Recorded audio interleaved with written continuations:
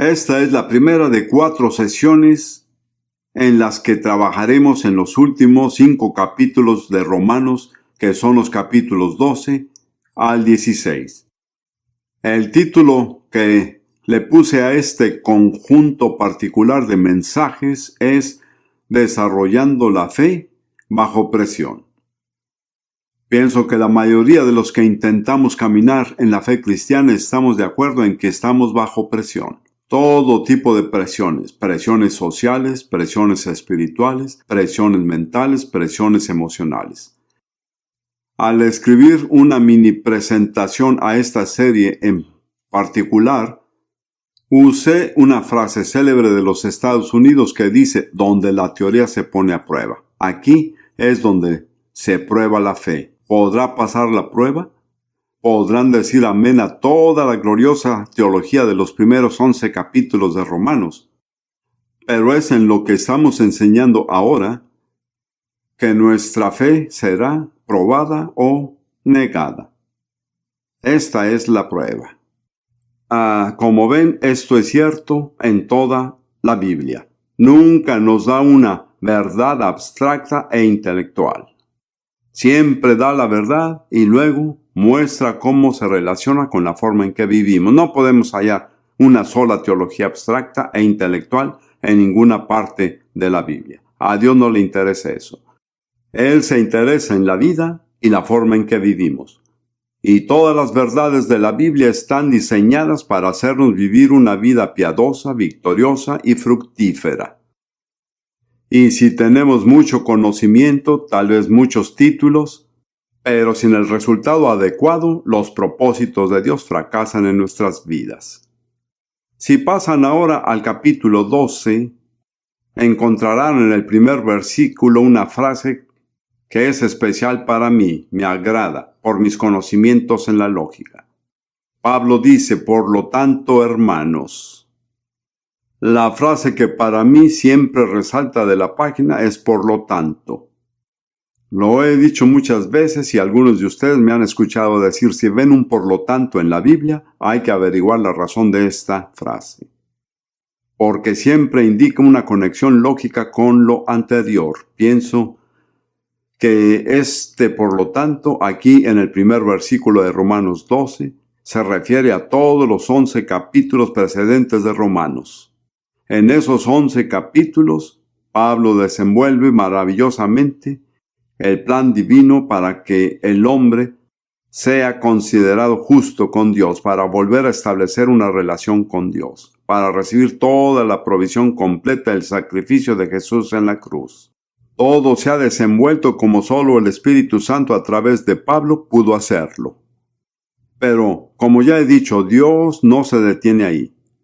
Ahora, el problema es, ¿cómo se puede vivir así? ¿Qué significado tienen nuestras vidas día a día? Es por eso que el por lo tanto está ahí. Porque Pablo está diciendo que dado a todo lo que Dios ha hecho y proporcionado para nosotros, ¿cómo hemos de responder? ¿Cuál deberá ser nuestra respuesta? Si algo me deleita en la Biblia es esto, porque la respuesta es muy simple, práctica y muy sencilla. En lo personal, me incomoda la super espiritualidad.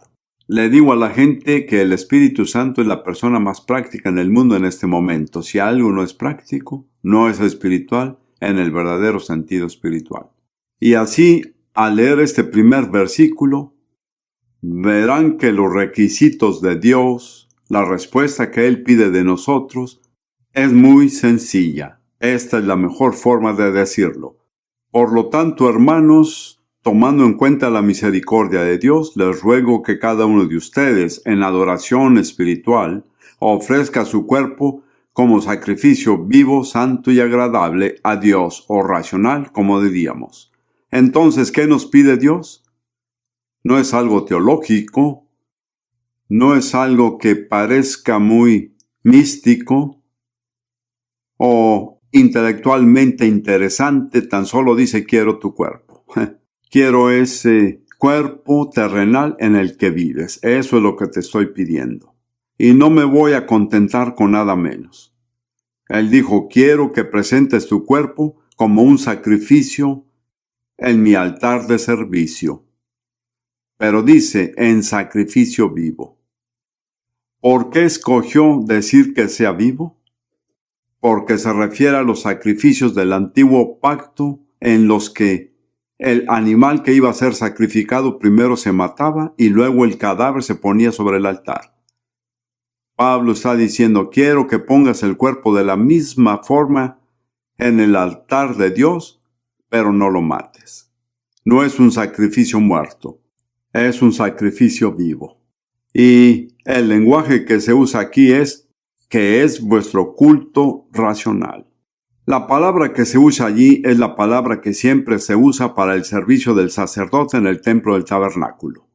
Así que nos convertimos en sacerdotes por medio de nuestra fe en Jesús, y uno de los principales deberes sacerdotales que tenemos es presentar el cuerpo en el altar de Dios como un sacrificio vivo. Esto es lo que Dios nos está pidiendo. No es complicado, en realidad es bastante simple. Y como ustedes saben, en el antiguo pacto, si alguien ponía un animal en el altar de Dios, este ya no le pertenecía. A partir de ahí, el animal le pertenecía a Dios. Una vez que tocó el altar y el sacerdote lo soltaba, el animal era totalmente apartado para Dios. Y así cuando ponen el cuerpo en el altar de Dios, desde ese momento en adelante no son dueños de su cuerpo. Le pertenece a Dios. No tienen que decidir qué comer o qué llevar o a dónde viajar, porque son las decisiones de Dios. El cuerpo se vuelve su posesión. Él puede hacer lo que quiera con él, ya sea para mantenerlo vivo o para sentenciarlo a muerte. Es su decisión. Esa es la respuesta que Dios pide. Y las personas que tratan de ser cristianos, sin una respuesta como esa, terminan con problemas interminables. Y luego van a interminables sesiones de asesoramiento con interminables consejeros. Descubrí que si en el ministerio se atiende a los problemas particulares de cada uno, nunca se acaba eso. Y las personas que fijan la mente solo en sus problemas, estos nunca terminarán. De alguna manera u otra hay que salirse de sí mismo. Y esta es la manera en que Dios hace que uno se salga de sí mismo y sus problemas, poniendo el cuerpo sobre su altar. Rendirse a Dios sin reservaciones. De esa manera llega a ser su responsabilidad. Antes me pasaba muchas horas aconsejando a cristianos con problemas. Llegué a la conclusión de que la mitad de esos problemas no existirán si realmente se hubieran arrepentido. El arrepentimiento es la clave. Negándose a sí mismo, a complacerse a sí mismo, a la voluntad propia, a tomar decisiones propias, haciendo lo que me parezca. Y todo esto está tipificado en esta hermosa imagen del cuerpo puesto en el altar. Dirán, bueno, a Dios solo le interesa mi cuerpo, no se interesa por mi espíritu y mi alma. Yo diría que Dios es sabio, porque cuando Él recibe su cuerpo, también obtiene el contenido. Lo recibe todo. Y no se va a conformar con menos. Podrán ir cojeando como cristianos medio comprometidos y tener muchas personas como ustedes a sus lados en la iglesia, pero nunca conocerán la verdadera satisfacción de la vida cristiana, hasta que hayan hecho ese compromiso. Ahora, como resultado del compromiso, Pablo despliega las consecuencias que podemos esperar en nuestras vidas, pero tengan en cuenta que estas consecuencias no se prometen a las personas que no se han comprometido. Así que voy a leer el primer versículo de nuevo y luego continúo. Hay una serie de fases sucesivas que fluyen de este compromiso inicial. Por lo tanto, hermanos, tomando en cuenta la misericordia de Dios. En otras palabras, dado todo lo que Dios ha hecho por su misericordia y gracia, no lo merecíamos, no lo ganamos, no lo reclamábamos, simplemente lo ofreció. ¿Y cómo respondemos? Dice, en adoración espiritual culto racional y sacerdotal, ofrezca su cuerpo como sacrificio vivo, santo y agradable a Dios. Y luego continúa advirtiendo: no os conforméis a este siglo. Así dice esta versión, pero en sí la palabra es era. Son dos palabras griegas, mundo es cosmos, y era, ión, que de ahí proviene la palabra eón. No son lo mismo. La era es un concepto del tiempo. Estamos viviendo en cierta era, un periodo de tiempo. Pero Pablo dice que no se conformen a este periodo de tiempo. No vivan como la gente que vive en este periodo de tiempo. Pero en Gálatas 1:4 nos dice que Cristo nos ha liberado del presente siglo malo. ¿Saben por qué es una era maligna? Les digo, encontrarán la respuesta en 2 Corintios 4, versículo 5. Porque hay un Dios malvado. ¿Quién es el Dios de esta era? Satanás, así es. Y Dios no va a redimir esta era. Dios nos va a redimir de esta era. Y los cristianos que tratan de vivir como si aún pertenecieran a esta era siempre están en estado de confusión. Esto ha sido ocultado por las traducciones, por lo que yo sé. Casi nunca se menciona en el gran cuerpo de la iglesia estadounidense de hoy. Tenemos que ser liberados de esta era del mal. Dios no va a redimir la era, sino que la va a cerrar. Y cuando esta era termine, Satanás ya no será un Dios. Es por eso que lucha con todo su poder para continuar esta era mientras pueda. Pero no debemos conformarnos a esta era. No debemos vivir como las personas que viven en este siglo. Nosotros pertenecemos a la eternidad. El escritor de Hebreos dice que gustaron de la buena palabra de Dios por el Espíritu Santo y los poderes del siglo. Una de las razones por las que Dios nos ha permitido probar los poderes del siglo venidero es para hacernos perder el apetito de este siglo. Si han probado lo que Dios nos ha ofrecido por medio del Espíritu Santo, las cosas de este siglo son insignificantes y muy desagradables. ¿Para qué preocuparse? ¿Por qué gastar el tiempo en ellas? ¿Por qué emocionarse tanto por ellas? Todas están muriendo. Todas son transitorias. Todas están contaminadas, corrompidas. No hay nada limpio en las cosas de este siglo. Es una era corrupta con un Dios corrupto. La misericordia de Dios es que hemos sido liberados de este siglo. Creo que se los mostraré. Gálatas 1:4. De lo contrario, dirán que de dónde sacó eso. Bueno, la respuesta es que viene de Pablo.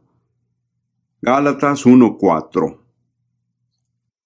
Honestamente tengo que decir que si hay otros que enseñan esto, no los he conocido.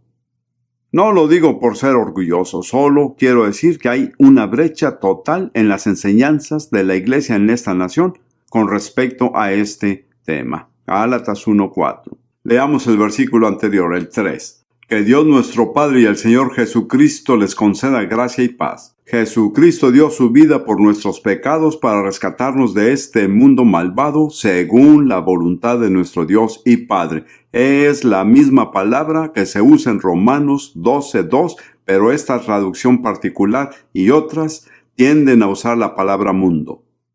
El mundo es otro concepto. El mundo es una clase de sistema social, pero la era es un concepto del tiempo. Hay que ser liberado de ambos. Si leen Gálatas, comienza con la liberación de la era presente del mal y termina con la liberación de este mundo presente. El último versículo dice: pero lejos esté de mí gloriarme, sino en la cruz de nuestro Señor Jesucristo, porque en el mundo es crucificado a mí y yo al mundo. El mundo y la era no son los mismos. Pero realmente no creo que usted pueda ser liberado de este mundo si no ha sido liberado de esta era. Regresemos a Romanos 12. No se amolden al mundo actual, sino sean transformados mediante la renovación de su mente. Noten que Dios no nos cambia de afuera hacia adentro. Él nos cambia de adentro hacia afuera. Él cambia la forma en que pensamos. Y eso cambia la forma en que vivimos. De hecho, la religión hace lo contrario. La religión comienza con lo externo, como vestirse, que comer, que beber, a dónde ir, y trata de hacernos parecer buenos cambiando lo externo, pero no funciona. El método de Dios sí funciona. Él nos cambia desde adentro. Él cambia la forma en que pensamos. Una vez que cambiemos de la manera que pensamos, seremos cambiados de la manera en que vivimos. No pueden pensar mal y vivir bien. Y no pueden pensar bien y vivir mal. La forma en que se piensa decide la forma en que se vive. La característica esencial de las personas de este siglo es que son egocéntricos. Siempre enfrentan todo problema y decisión preguntándose ¿en qué me beneficia esto? ¿Qué obtendré a cambio? Cuando la mente se renueva, usted se centra en Dios. No se enfrenta a las situaciones y decisiones así. Dirán, ¿en qué le beneficia a Dios? ¿Cuál es la voluntad de Dios? ¿Cuál es el plan de Dios? ¿Glorificará esto a Dios? Así es como cambia la mentalidad de uno, pero no sucederá hasta que hayan ofrecido el cuerpo. Dios no acepta ningún otro trato. Dirán, quiero pensar y ser diferente. Dios dice, ¿dónde está tu cuerpo? ¿Está sobre mi altar? ¿Lo tengo yo?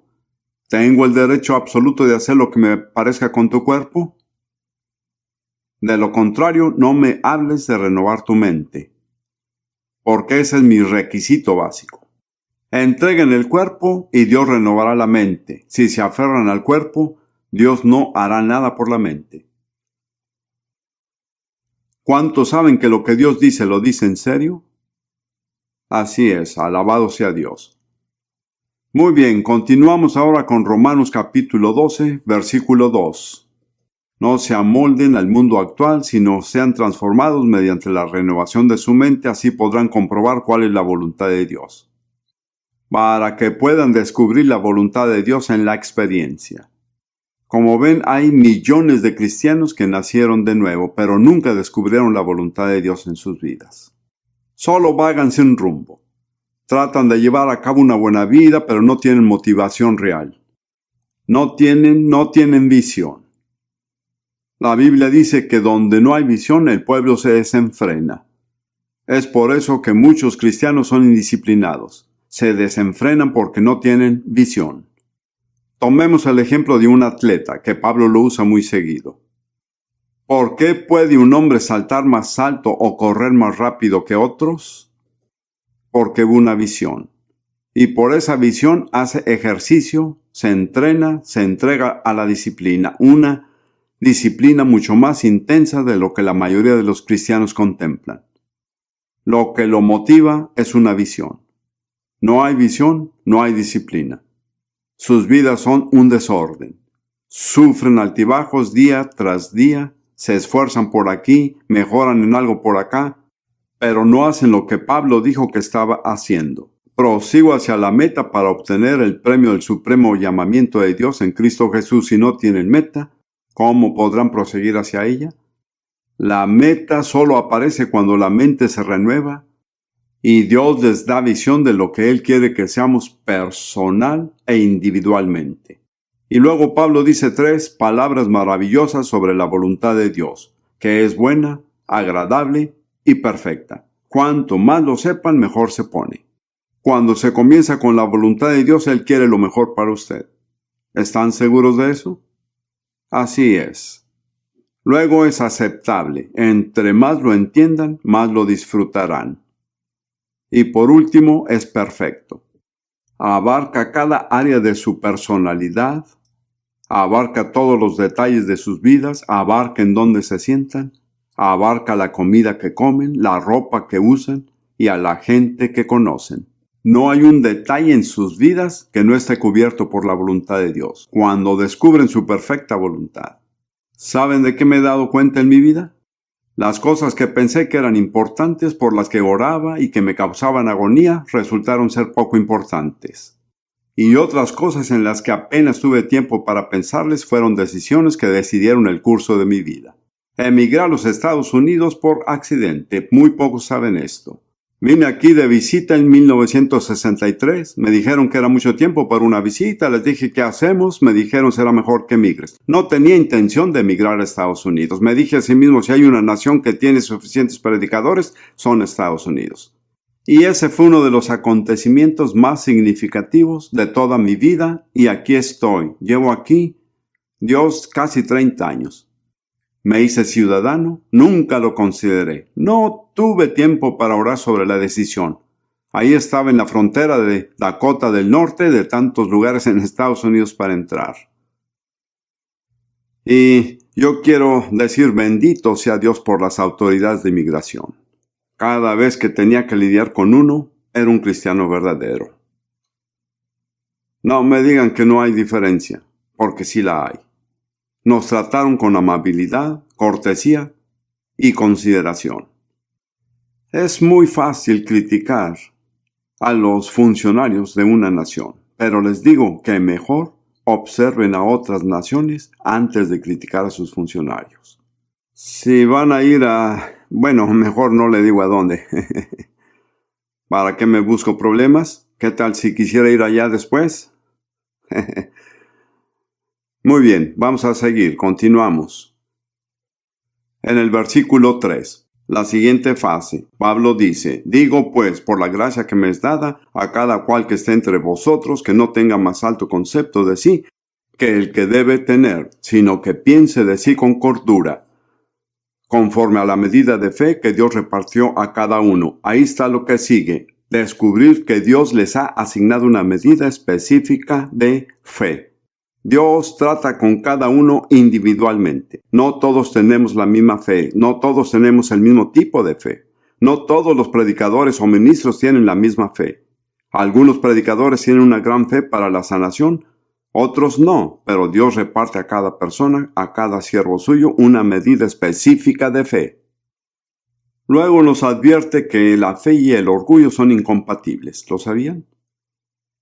Esa verdad está presente por toda la Biblia. La fe y el orgullo son incompatibles. Las dos personas a quienes Jesús elogió más por su fe en su ministerio fueron dos personas que se creían totalmente indignas. El centurión romano le dijo a Jesús: Señor, no soy digno que entres bajo mi techo. Y la mujer sirofenicia, cuando Jesús le dijo que era como un perrito, le dijo: cierto, Señor, soy como un perrito, pero lo único que quiero es una migaja. ¿Qué le dijo Jesús a ella? Oh mujer, grande es tu fe. Hágase contigo como tú quieras, ayúdate. Las dos personas más humildes fueron las dos personas con más fe. El orgullo y la fe son incompatibles. Existe la clase de fe sustituta que es muy arrogante y jactanciosa, pero no es la fe del Nuevo Testamento. Así que el primer día que entren al banco para comenzar un trabajo nuevo, no pidan ser el presidente el primer día. Si los ponen a limpiar la basura, muy bien, así debe ser. Las escaleras se suben con seguridad comenzando de abajo, no de la mitad hacia arriba. Muy bien, así que Dios le ha asignado a cada uno una medida específica de fe, pero solo obra por una actitud de humildad. Ahora, la siguiente gran verdad que es tan importante es que la medida de la fe que Dios nos da está relacionada con la parte del cuerpo que Él tiene para que ocupemos. Como ven, una de las grandes lecciones de este capítulo es que no puede uno convertirse en un cristiano eficaz hasta que haya encontrado su lugar en el cuerpo de Cristo. No son un dedo meñique flotando por el aire. Son un dedo que debe estar unido a la mano, que está unida al brazo, que está unida al cuerpo. No hay lugar para la persona que dice: yo puedo solo, no necesito a nadie más. Mientras más vivo en la vida cristiana, más sé cuánto necesito al cuerpo.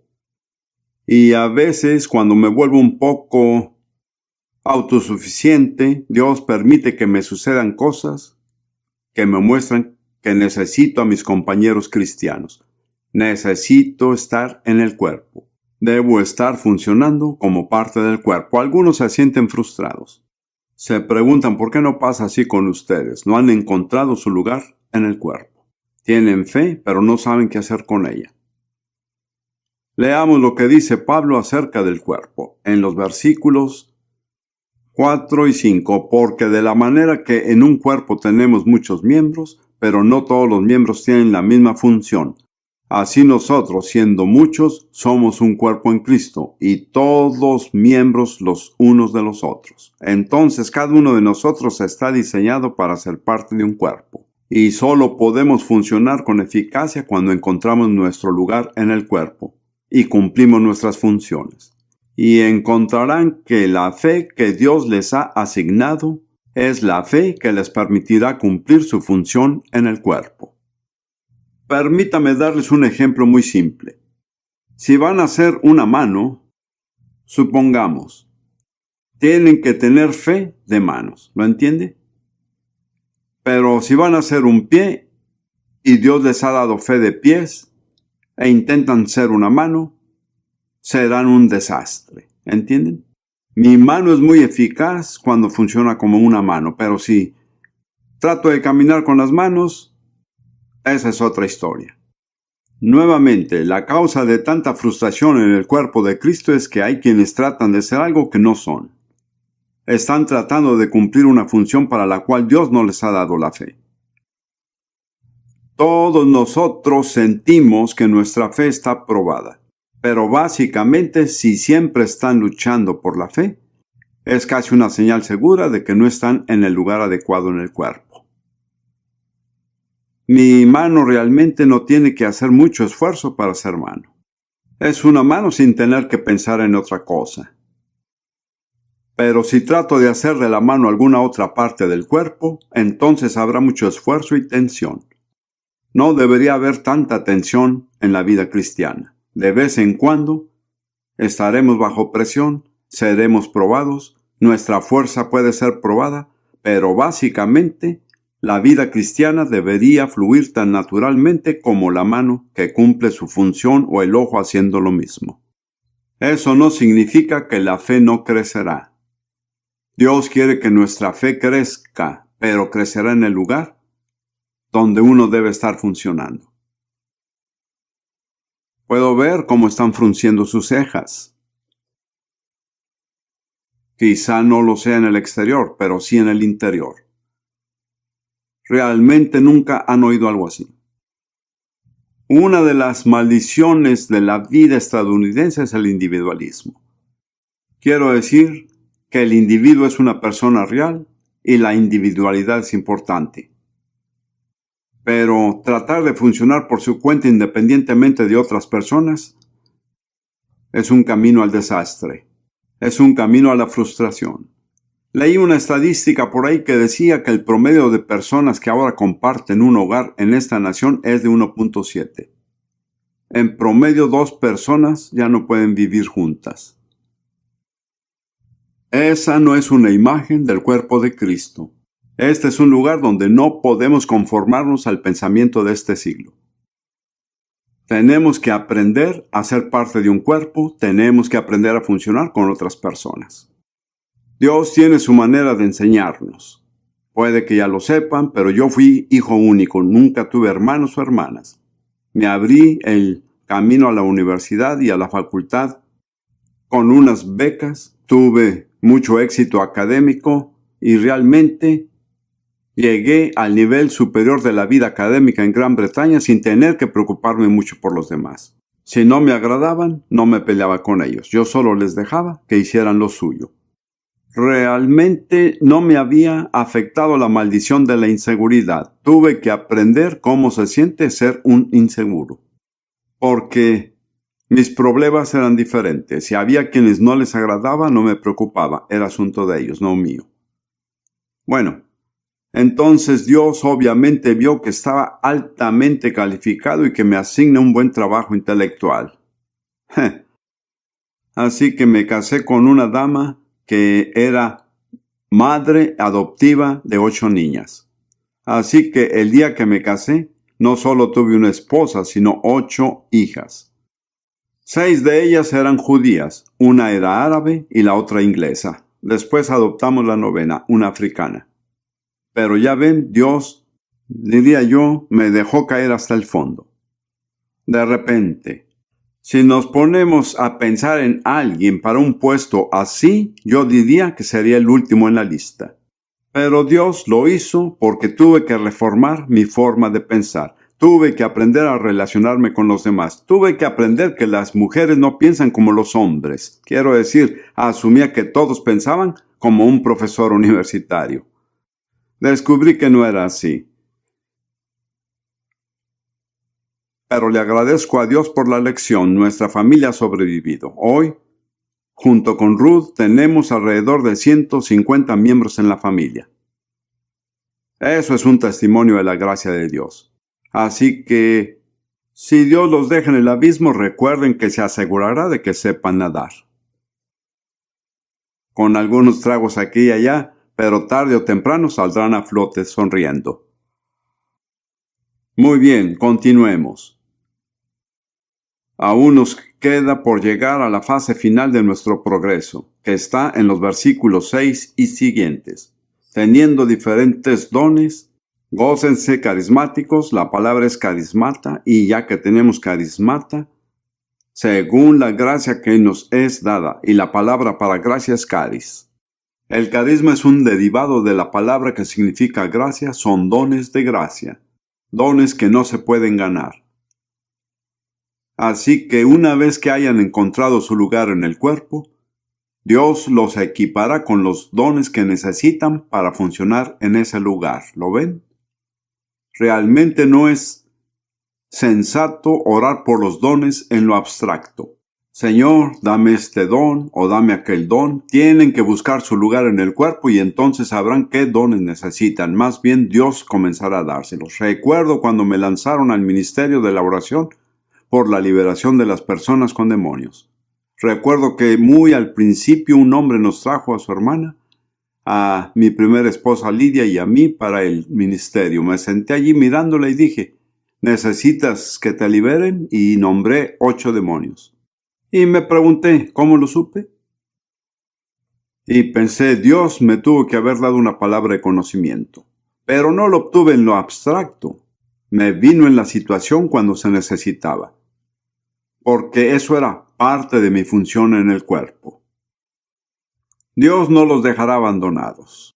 Yo estoy de acuerdo con lo que dice Bob Mumford. Los dones espirituales no son juguetes, son herramientas. Se necesitan para realizar la obra. No son un poco de cromo extra en el coche. Son parte del motor. Un coche no funciona sin motor. Pero son muy prácticos, no son adornos. Y son prácticos cuando encuentran su lugar en el cuerpo y funcionan como esa parte del cuerpo. Dios los equipará. Veamos la lista de carismata. Y esta no es una lista exhaustiva del carisma. Hay otra lista en 1 Corintios capítulo 12 y otros. He contado 22 cosas diferentes que llamo carismata. Y uno de los más emocionantes, solo para abrir el apetito, ¿saben cuál es? Es el celibato. ¿Lo han incluido en sus oraciones? 1 Corintios capítulo 7, Pablo dice que cada hombre tiene su carisma, pero el mío, dijo, es el celibato. Podría orar para que todos sean iguales, dijo, pero no lo haré. Por lo tanto, no limiten su concepto de los dones espirituales a 1 o 2 cosas como los milagros o las sanidades o las profecías. Porque es una gama muy amplia y aquí tenemos, creo yo, 7 u 8. Vamos a ver qué dice. Versículo 6. De manera que teniendo diferentes dones según la gracia que nos es dada, hay traducciones que agregan más, pero pienso que este vale. Si el de profecía, úsese conforme a la medida de la fe. Ahora, eso es muy, muy importante. Porque hay muchos que comienzan a profetizar, ven resultados sensacionales, se consumen mentalmente y vuelan. Rebasan más allá del reparto de la fe y empiezan a decir cosas que no son de Dios. Y generan, en muchos casos, mucha confusión. Tengo que decir que tengo mis reservaciones sobre los que profetizan sobre mí. Si es una actividad profesional, he tenido muchas profecías sobre mí y alabo a Dios por ellas, pero no acudo a alguien así como quien acude a un adivino para averiguar lo que sigue después. Porque a veces es adivinación y no profecía. Están muy cercanos y van muy juntos. Solo hay una división muy fina entre el verdadero don profético y un espíritu adivinador. Recuerden a la joven de Filipos. Cuando Pablo y Silas llegaron allí con sus compañeros, ella salió a todas partes diciendo: estos hombres son siervos del Dios Altísimo, quienes os anuncian el camino de salvación. Toda palabra fue cierta. Lo sabía de manera sobrenatural, pero no lo sabía en el Espíritu Santo. Pablo se sintió tan provocado que echó al espíritu adivino. He comentado que los misioneros modernos la habrían aceptado como miembro fundador de la iglesia en Filipos. No es solo un ídolo, me refiero a que este es un problema muy real que nos enfrenta hoy día. La profecía ha ido en gran aumento. Se lo agradezco a Dios, pero busquemos lo verdadero y seamos cautos que no nos enredemos en lo falso. Así que según el reparto de la fe, no vayan más allá de la fe. No se esfuercen. He visto que cuando se esfuerza la gente por resultados, se generan problemas, ya sea la sanidad o lo que sea. Las sanidades más emotivas que se han dado en mi ministerio por lo general ocurren por accidente. Yo no lo planifiqué. Una mujer muy conocida en el movimiento carismático vino a Rudy y a mí hace unos años en Hawái. Su esposo me dijo: quiero que ores por mi esposa. Tenía programada una cirugía de triple derivación cardíaca. No me apetecía ni un poco orar por ella. Estaba muy cansado, ya se acababa la reunión y pensé: bueno, él es un hermano del ministro, si no oro por su esposa, lo ofenderé para siempre. Así que Rudy y yo oramos y nos olvidamos. Después vimos a la señora en Gran Bretaña y nos dijo: me curé completamente y no tuve que pasar por la cirugía triple. No lo esperábamos, pero al mismo tiempo, en Hawái, y también suceden cosas en otros lugares además de Hawái, pero en Hawái almorzamos con un hombre que es autor de un libro muy importante. Se llama Blanco en la Tierra. No voy a ponerme a contárselos. Como sea, mientras almorzábamos nos dijo que su esposa tenía una enfermedad incurable en la que su cuerpo no desarrollaba suficientes proteínas o no dirigía proteínas. Le estaban haciendo estudios en la Universidad de Duke. Le dijeron: no podemos curarte, pero nos gustaría sacar algunos datos y cifras para poder tratar de ayudar a otros. Y después de la comida, mientras caminábamos de regreso al estacionamiento, Ruth le dijo a esta señora: siento el deseo de orar por ti. Así que ahí en el estacionamiento, sin ninguna preparación, sin adoración, sin música, Ruth oró por ella. Me quedé parado y dije amén. Nos enteramos después que la señora había sido sanada milagrosamente. Un milagro total, no había posibilidad de curarse médicamente. Así que les quiero decir que no se esfuercen. Permitan que sea natural, que fluya. El Espíritu Santo se compara al aceite de oliva. El aceite de oliva fluye. No se esfuerza. Es muy suave. Bien, veamos rápidamente otras posibilidades. Sí, de servicio. Eso podría ser un diácono. Si han de ser diáconos, y un diácono es un sinónimo de siervo. Siempre he pensado que las iglesias bautistas serían diferentes si llamaran a la junta de siervos junta de diáconos. ¿Sí o no? Y eso es lo que deberían ser, ya que la palabra diácono es solo la traducción de la palabra griega siervo. Así que si van a ser un siervo, especialícense en servir. Y servir es un arte, ¿lo sabían? Algo que aprendí de las personas que sirven, porque Rudy y yo necesitamos de otros. Cuando uno sirve a otra persona, no se hacen las cosas como uno cree que deben. Se hacen como la persona quiere que se hagan, y sin importar que le parezca adecuado o no. Eso es arte. El ajustar el pensamiento al pensamiento de otra persona y hacerlo de la forma que la otra persona desea. Hemos tenido muchas mujeres que han servido a Ruth maravillosamente, pero entre ellas han habido unas realmente dotadas con la capacidad de servir. Es un don, ¿no ven? No es algo que pueda alguien desarrollar. Debo tener cuidado porque estas cintas circulan. Quiero decir que las estimamos a todas. Continuemos. El que enseña en la enseñanza. Y quiero decir que la Biblia dice que uno no debería tener demasiados maestros. ¿Sí lo sabían? Santiago capítulo 3. No sean maestros a menos que Dios los haya llamado. Ni se metan. Sé que Dios nos llamó, ya sea bueno o malo, como maestro. Si algo sé es que Dios me llamó específicamente a ser un maestro de las Escrituras. No puedo dejar de enseñar. Así me pongan en una esquina volteado cabeza hacia abajo. Yo seguiré enseñando. Pero escucho a otros que enseñan y digo, Dios mío, tienen un don, pero no para eso.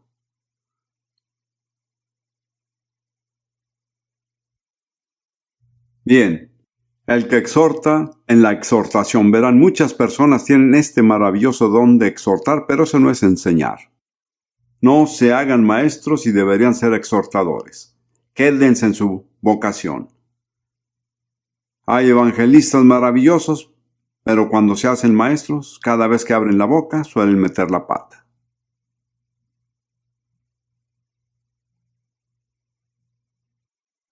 El que reparte. ¿Sabían que hay un ministerio para repartir? Es un ministerio, es un don. Dice que den con liberalidad, pero con sencillez. No llamen la atención por el hecho de que dan. Doy gracias a Dios por los que apoyan nuestro ministerio, pero me he dado cuenta de que hay quienes quieren manipularnos con su donación. Y tenemos que ser muy, muy cuidadosos de no ir por ese camino. Muy bien, quiero que sepan que no hemos avanzado demasiado. El siguiente es mostrar misericordia. Eso es un don. Tengo que decir que es un don que no tengo. Digo, para mí visitar a alguien en el hospital no es fácil. Lo hago si es absolutamente necesario. Pero tengo amigos que son como un pez en el agua cuando van a un hospital. Es su don natural. Y es un don muy precioso y maravilloso, y agradezco a Dios por las personas que tienen dones de misericordia que me han ministrado. Pero yo sé que no está entre mis dones. Lo hago como un deber si se necesita. Hay quienes no son felices a menos que estén mostrando misericordia. Así que si ese es su don, cultívelo. Sea cual sea su don, cultívelo. Bien, continuemos. ¿Hay otro más? Sí. El que hace misericordia con alegría. Bien, ya hemos llegado al final. Ahora, comienza la siguiente, digamos, parte de este capítulo, que tengo que desglosarlo en los siguientes no sé cuántos minutos.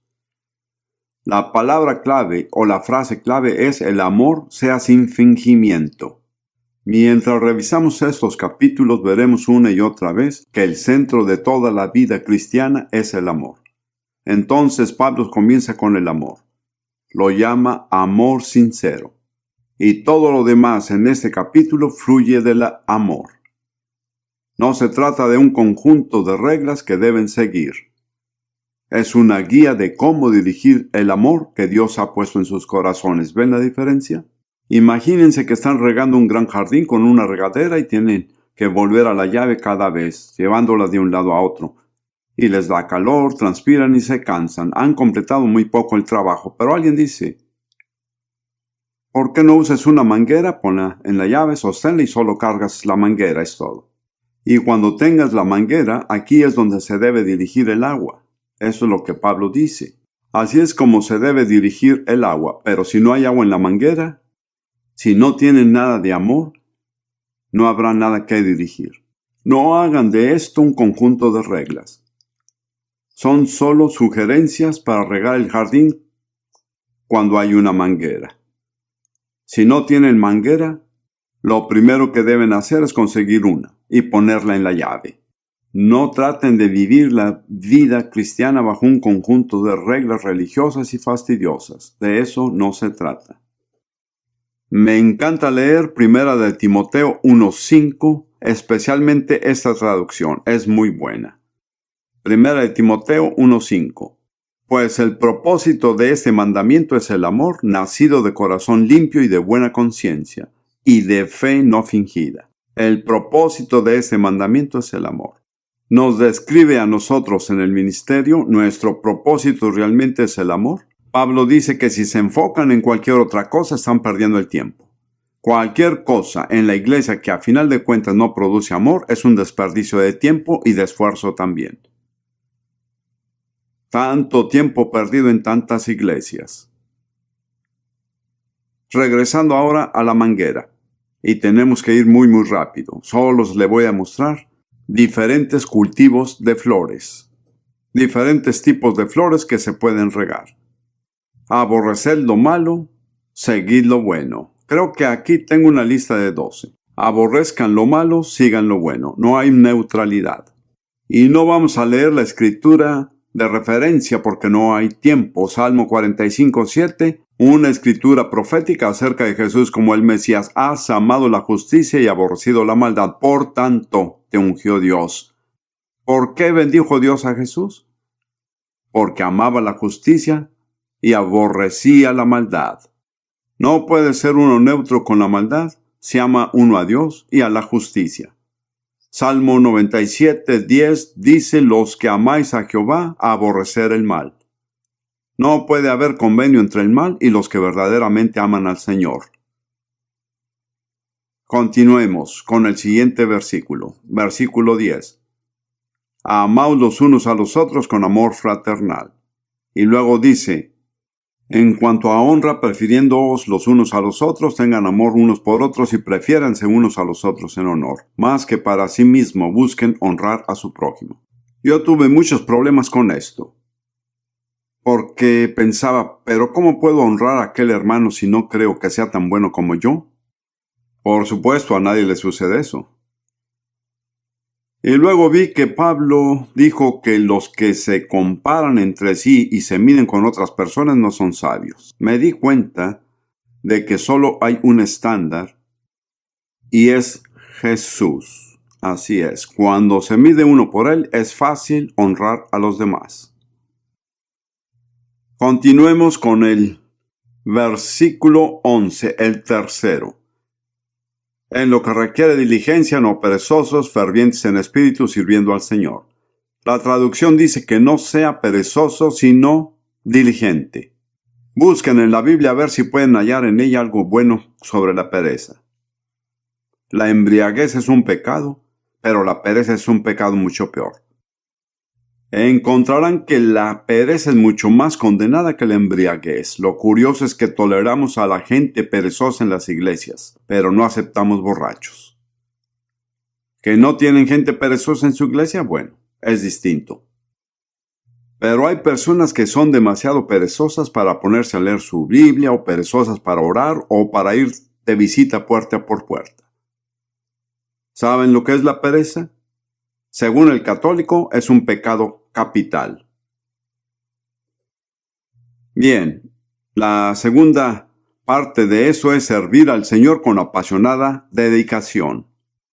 Me encantan las palabras que dijo la hija de William Booth, Catherine Booth Cliburn. Ella dijo: Jesús nos ama apasionadamente y quiere ser amado apasionadamente. Les pregunto, ¿aman apasionadamente al Señor? Tengo una esposa que ama apasionadamente al Señor. Es algo que puedo decir de mi esposa. No está aquí esta mañana, así que aprovecho la oportunidad para decirlo. Ella ama al Señor con una devoción apasionada. Hay muy poca pasión en la iglesia de hoy. Hace falta poner la manguera en la llave. Sigamos con el versículo 13. Romanos 12:13, compartiendo para las necesidades de los santos, practicando la hospitalidad. La traducción dice compartir con otros creyentes, practicando la hospitalidad. La hospitalidad es un ministerio. ¿Lo sabían? Dios ha bendecido a algunos con esto. Cultívenlo como un ministerio y utilícenlo para la gloria de Dios. ¿Recuerdan lo que dijo Jesús? No invites al rico, invita al pobre, al ciego, a los que no pueden recompensarte. Porque dijo algo maravilloso: se les recompensará en la resurrección. Si reciben la recompensa ahora, no recibirán nada después. Si pierden su recompensa ahora, entonces la guardan para la próxima era. Bien, sigamos con el versículo 14, que es muy importante. Bendecid a los que os persiguen, bendecid y no maldigáis. ¿Les parece cosa fácil bendecir a los que le persiguen? Tengo que decirlo, estoy escribiendo un libro llamado Maldición o Bendición y traté con este tema. Y Dios ha lidiado conmigo, no pude terminar de escribir el libro hasta que llegué a la disciplina de perdonar regularmente a las personas que me habían hecho algo malo y bendecirlas. Se los digo, me ha elevado a un nuevo nivel. A los que han sido malos, desagradables y poco cordiales conmigo les digo, Señor, los perdono, y habiéndolos perdonado, los bendigo en el nombre del Señor. Así que si quieren ser bendecidos, y esto no lo digo en serio, trátenme mal y los bendeciré. Pero aún tiene que tratar con Dios. Bien, pienso en la mujer con el frasco de alabastro fino al pensar en la bendición. Como ven, uno de nuestros mayores privilegios como cristianos es bendecir. Porque el bendecir viene de Dios. Creo que tenemos muchos críticos, muchas personas que están en contra nuestra, pero piensen en la mujer que ungió a Jesús, con ese ungüento costoso que valía aproximadamente el salario de un año. Y la gente la criticó, pero aún así pudieron oler el aroma del ungüento. Pueden llevar en sí el aroma que perfuma las vidas de los demás y es posible que los critiquen, pero aún así recibirán el ungüento. Recuerden lo que dijo Jesús, dijo, déjenla tranquila, ya no la critiquen, su obra ha sido buena, y donde sea que se predique este evangelio, se contará lo que ella ha hecho. Entonces, esa es la actitud que Dios tiene hacia aquellos que derraman el perfume. Y el bendecir es derramar perfume. Cuando bendicen a las personas, hay una pequeña área de perfume que las rodea a partir de ese momento. Tenemos que continuar, tenemos que seguir adelante.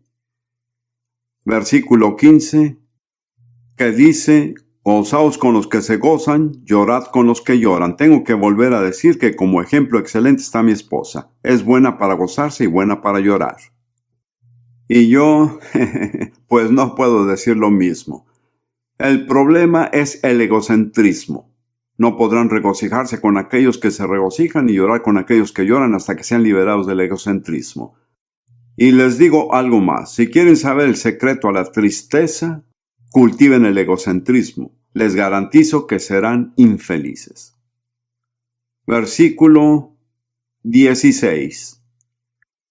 Unánimes entre vosotros, no altivos, sino asociándose con los humildes, no seáis sabios en vuestra propia opinión. Con la misma empatía tanto para el que se regocija como el que llora, versículo 16, solo les voy a dar la mía, la versión Prince. Viviendo en armonía, humilde, sin jactarse ni altivez, y más que nada evitando la soberbia, porque el libro de Proverbios dice que el orgullo solo genera contiendas.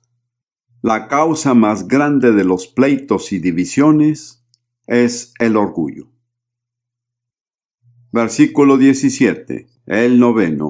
No paguéis a nadie mal por mal, procurad lo bueno delante de todos los hombres. Y creo que también dice que le dejen lugar para Dios. No es más adelante eso, versículo 19. Versículo 18, el 10, estad en paz con todos los hombres, pero no podrán tener paz con todos, hay quienes no harán las paces. Pero es lo que está en ustedes, hagan paz y mantengan la paz con todos. Les hará bien a su sistema digestivo. ¿Saben cuántas veces se nos hacen nudos en el estómago por habernos vuelto resentidos, amargos y orgullosos? Paz. ¿Conocen la palabra paz en hebreo? Shalom significa plenitud. Es una palabra hermosa. Cuando usted da paz, obtiene paz. Bien, continuemos con el versículo 17. No paguéis a nadie mal por mal, procurad lo bueno delante de todos los hombres. Versículo 18, estad en paz con todos los hombres. Versículo 19, no paguéis a nadie mal por mal, sino con el bien. Y si alguien les hace mal, no os vengáis vosotros mismos. Pablo dice algo muy aterrador. Dice, dejad lugar para la ira de Dios. ¡Qué aterrador! Si no toman su venganza, entonces Dios los vengará. ¿Qué harían o cuál sería mi preferencia? ¿La respuesta del hermano Jaime o la respuesta de Dios? Si Jaime se vengara a sí mismo, no le temo a Jaime. Pero si Dios toma el lugar de Jaime, ¡qué aterrador! No hay nada más aterrador que apartarse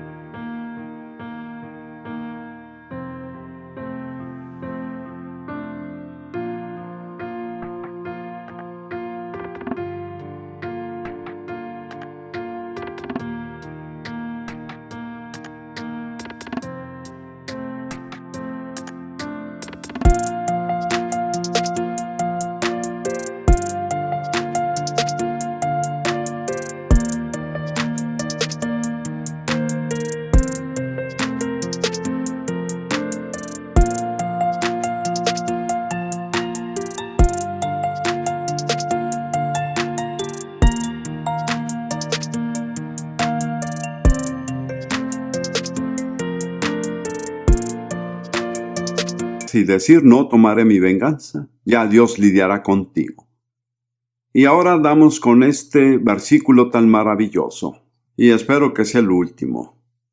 Vence con el bien el mal, responde con el espíritu opuesto. Esa es la enseñanza de Loren Cunningham, el fundador de Jukum. Responde con el espíritu opuesto. Y aquí les doy unos ejemplos. Respondan al odio con amor, a la amargura con dulzura, a la ira con gentileza. Nunca le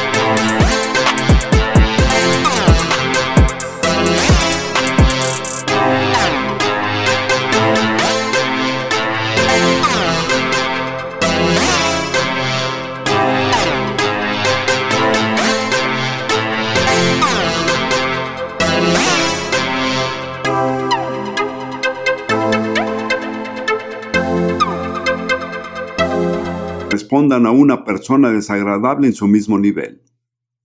Venzan el mal con el bien. Lo único que es poderoso para vencer el mal es el bien, y es poderoso. Así que o vencemos el mal o somos vencidos por el mal. Pero ¿saben para quién está el cielo?